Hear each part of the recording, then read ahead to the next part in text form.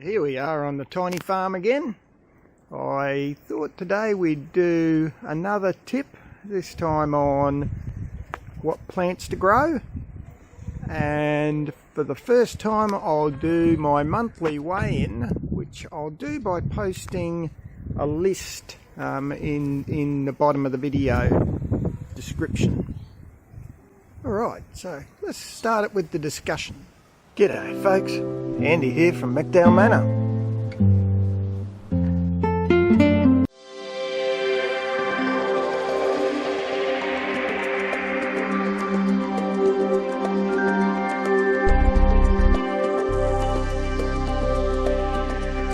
Let me remind you that we started by saying the very first things you put in is your fruit trees. That was I think my first tips clip that I did.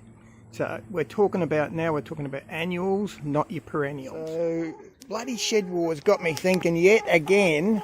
It's not good for my mental health, this Shed Wars. Got me thinking, I knew I'd have a lot of eggs.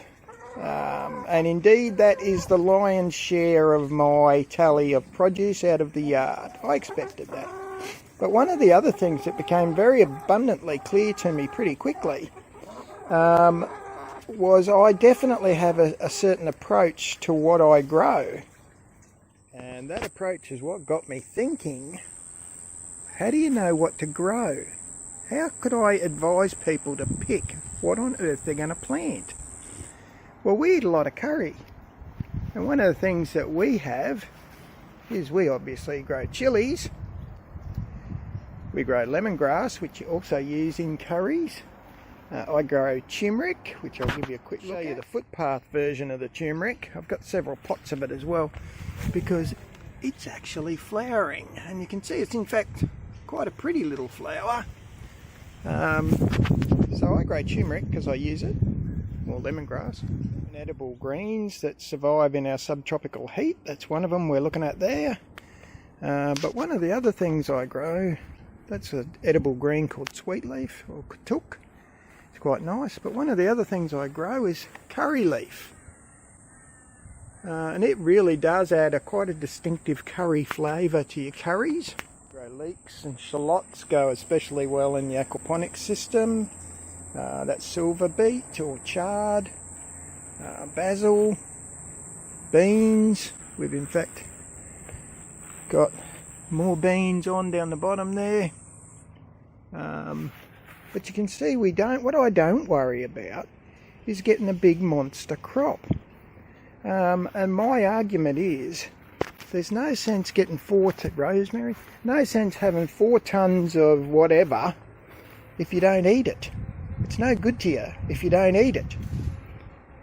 So everything we grow, the way we choose what we're going to grow, is we actually pick things that we like. Now some you can't shove in because they won't do good in your environment. Now that's particularly an issue for me in the subtropics. This is a tromboncino that we're looking at. It's a kind of a zucchini. I was just looking to see if it had any fruit on, but I can't see any, not to worry. I grow sweet potato because it does well in the subtropics as well, and we love sweet potato. So that's my easy tip. Grow stuff that you like and you know you're going to eat. And that explains a lot of what you're going to see that otherwise would have looked quite bizarre in my produce tally. So what got me thinking was, and I've just got my little piece of paper here, the thing that I absolutely weighed in least at 600, just over 620 grams, was herbs. And here I am telling you, they're absolutely one of your best things you're gonna have. Make a big difference to your cooking, and start with them first. Now herbs are a great place to start. They're fairly hardy. You'll have a few easy quick wins. They turn around quickly, and they make most meals taste absolutely next level. So you can take a very average meal, throw in a bit of basil or mint or something, and suddenly, guess what? Feels good. It tastes really bloody good. So how did we go? Well, we've got over 15 kilos, almost 15.2 kilograms of food. I'll do a pounds conversion in the description. Of that, the lion's share with over 10 kilos contribution was animal products. 7.5 kilos, now I'm being rough here, you'll see that when you look in the description. 7.5 kilos was chicken eggs, just over 2 kilos was quail egg, then we had almost 500 grams of native bee honey, and about 400 grams of quail meat. Fruit came in at just over 3 kilos, mangoes, grapes, tomatoes and lemonades were the big contributors, but you can see yourself when you look at the list. My veg, so beans, cucumbers, shallots and, believe it or not, pigeon peas, came in at 1.2 kilos. And like I say, the herbs only came in at 600 grams, or 620 grams. And that was everything from chili, curry leaves, turmeric, mint, Keffir lime leaves, lemongrass, basil. So we use a lot. Those tiny little black dots there, they're actually the native bees. Remember I said I got native bee honey? That's what the hives look like. They're just a tiny little black bug. But I was absolutely shocked that I got over 15 kilos of food out of my yard. I've in fact been saying to my own team on Facebook, oh geez, I'm going to let you all down, I'll only produce probably less than a kilo, oh what do I do? Well, there you go.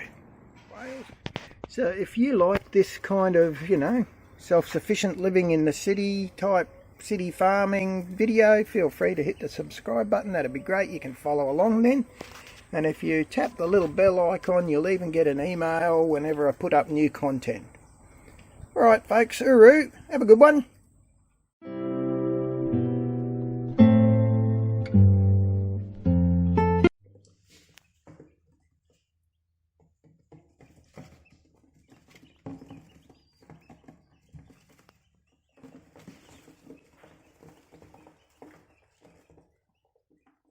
So are these all the ones?